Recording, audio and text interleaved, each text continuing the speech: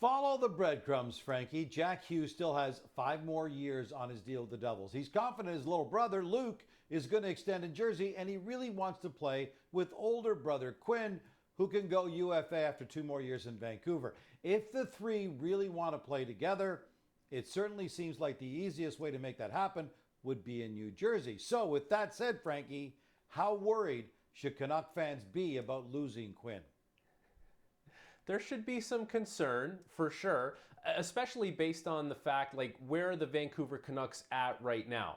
Truthfully, they're not as good as they were 2 years ago, but they're not as bad as they were last year. But if you're looking for things that need to go right from now until the time Quinn Hughes decides what his future is going to be in Vancouver, then there's going to have to be a few things that happen for the Vancouver Canucks. And even then, it's not a guarantee. He could have his mind made up at this point. But the things that would need to go right, Elias Pettersson has to play like Elias Pettersson. Doesn't have to be a 100-point guy right away, but has to be like that point-per-game player, true number one center, in order to try and retain the services of your star defenseman. He needs to know that he's got his guy going in the right direction with him.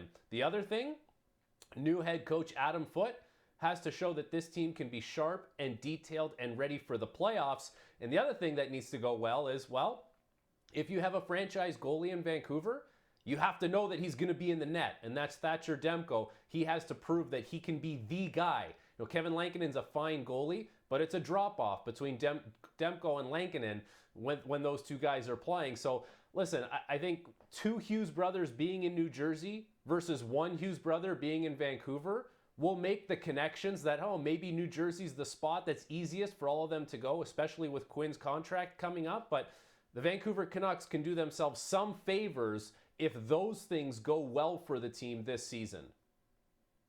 With 2 years left on his deal in Vancouver, Quinn can't even sign an extension until the end of this year. But if it becomes clear he's leaning towards wanting to leave and play with his brothers, how seriously should the Canucks consider moving him before he decides to move on? Now that's going to depend on how good the Canucks are. Like if they're not a good team, then of course you gotta move him. It's Quinn Hughes. You can get a haul for him, and you should if you know that he's going to go play in New Jersey when it's all said and done, or go play somewhere else. But if they're a good team, like if Vancouver turns everything around and all of a sudden they're in the Pacific Division in the same conversation as Vegas and Edmonton, you look at it and say, well, Quinn Hughes, like, do we kind of just need to keep him to see if we can make a run for this thing? Even though maybe you're worried about him leaving after the fact, that'll be where it gets interesting. But for me, it's a no-brainer. If the team's not very good, yeah, prior to that contract expiring, you have to try and get something for him.